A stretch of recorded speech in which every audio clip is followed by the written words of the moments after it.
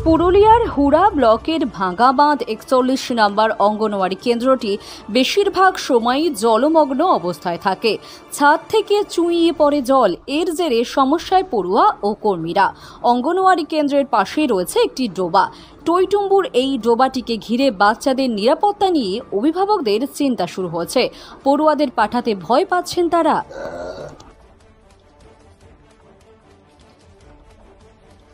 বৃষ্টি হচ্ছে, কি করে বাচ্চারা পাঠাবো?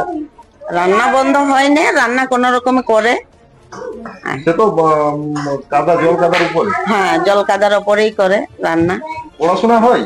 পড়াশোনা আসে, বাচ্চারা পাঠাই না, কি করে পাঠাবো? এই তো জল কাদার মধ্যে এখানে গড়িয়া রয়েছে, এই অসুবিধার জন্য পাঠাবো।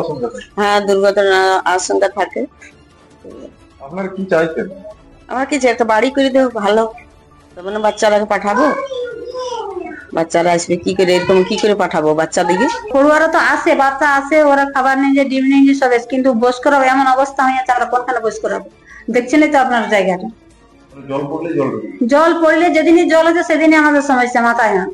কি করে আমরা রান্না করি ওই রকম অবস্থাতে?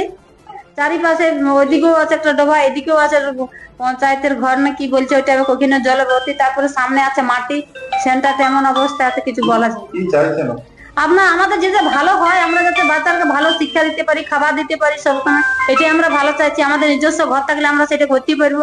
ল্যাট্রিন নেই, বাথরুম নেই, অনেক কিছু নাই, আমাদের সমস্যা শেষ নেই।